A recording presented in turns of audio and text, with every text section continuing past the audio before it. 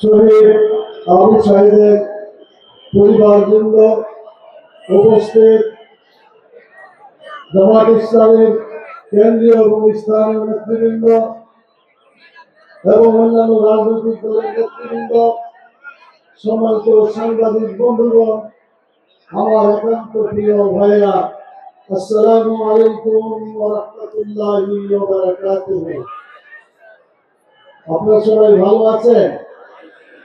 আলহামদুলিল্লাহ, আপনারাও ভালো আছেন, আমরাও ভালো আছি, যার ফলে আমরা এক জায়গায় উপস্থিত হতে পেরেছি। 2024 সালের 5ই আগস্টের আগে এইভাবে কি আপনারা আমরা এক জায়গায় জনসভা করতে পারতাম?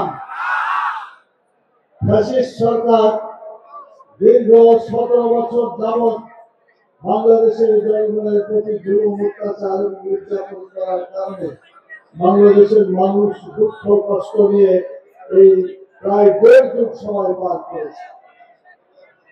বিগত আন্দোলনের ফলে আজকে তারা বাংলাদেশ থেকে বিতাড়িত হয়েছে, বাংলাদেশ আজকে মুক্ত হয়েছে। আমরা কথা বলতে পারি, আমরা জনসভা করতে পারি, আমরা মুক্ত বাতাসে চলাফেরা করতে পারছি, আলহামদুলিল্লাহ।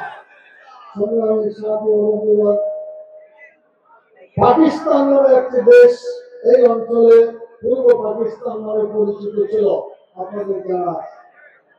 ইসলামের নামে অর্জিত পাকিস্তানে মানুষ আশা করেছিল যে ইসলামের আইন চালু হবে, কিন্তু দুর্ভাগ্য 24 বছরের ইতিহাসে পাকিস্তান ইসলামের নামে স্বাধীনতা অর্জন করলেও ইসলামের আইন তারা চালু করে নাই, যার ফলে ইসলামের সাথে বিশ্বাসঘাতকতা করার কারণে 24 বছরের মাথায় দেশটি ভেঙে টুকরো হয়ে গিয়েছে।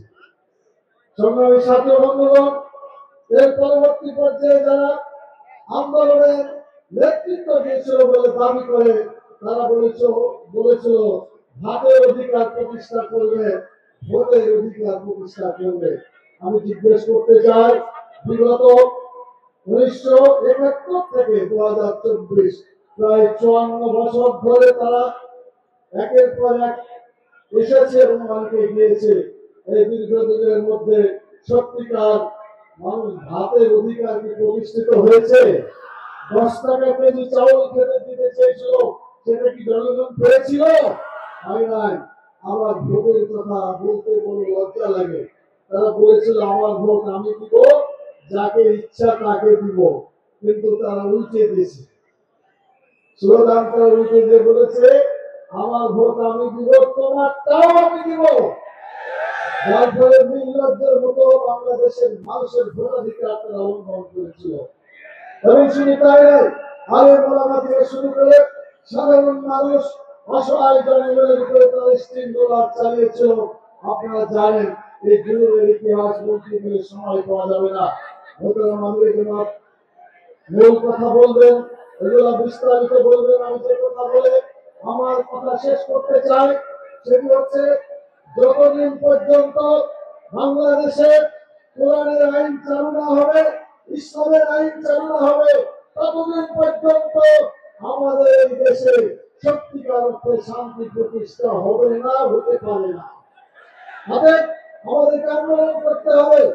জুলাই 24-এর যে জুলাই এবং আগস্টের আন্দোলন করেছিলেন, অত্যন্ত সিরিয়াস আন্দোলন করতে হবে। সংসদ তৈরি করতে হবে বাংলাদেশের জাতীয় সংসদে, আর আমরা যেতে দেব না। সেটা ধর্ম নিরপেক্ষবাদ হোক, সেটা পুঁজিবাদ হোক, সমাজবাদ হোক, যে কোনো মতবাদ হোক, মানুষের আইন বাংলাদেশের জাতীয় সংসদে আর আমরা ফিরে যেতে দেব না। আপনারা কি রাজি আছেন? আগামী দিনে আল্লাহর আইন চালু করতে হবে। সেই আল্লাহর আইন দেশে সুবিচার প্রতিষ্ঠা করতে পারে। উই ওয়ান্ট জাস্টিস বলে যে আন্দোলন করা হয়েছিল, সেই জাস্টিস আমরা এখনো পাই নাই। আর জাস্টিস হতে পারে না, আল্লাহর আইন ছাড়া মানুষের আইনকে সুবিচার আসতে পারে না। আপনারা দেখেছেন বিগত বিচারকরা যারা বিচার করেছে, এই বিচারকের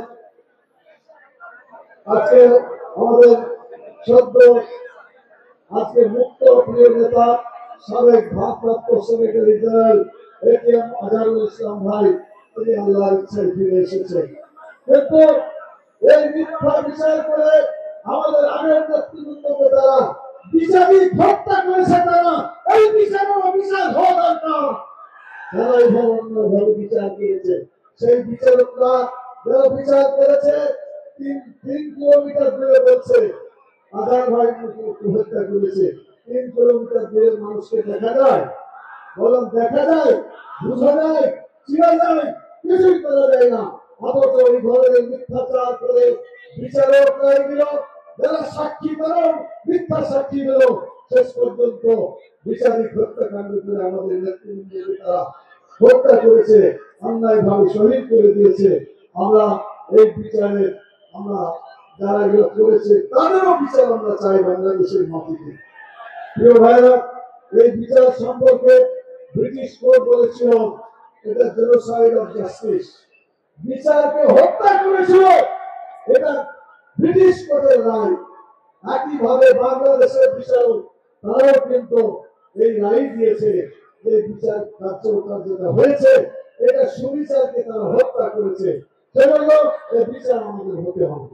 প্রিয় ভাইরা, বাংলাদেশ জামাত ইসলামী মানুষের আইনে দেশকে চলতে না দিয়ে রাসূল সাল্লাল্লাহু আলাইহি সাল্লামের মতো বাংলাদেশকে ইসলামী রাষ্ট্র করতে চায়।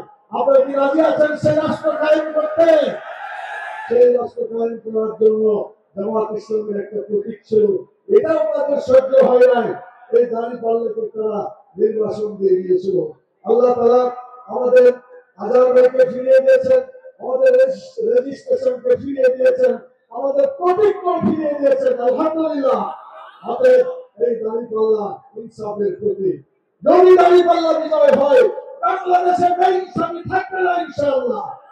সুবিচার সর্বক্ষেত্রে কায়েম হবে। সেজন্য আসুন আগামী নির্বাচনে ৩৩ জন প্রার্থী সম্পর্কে আপনাদেরকে পরিচয় করে দিয়েছে রংপুর অঞ্চলে।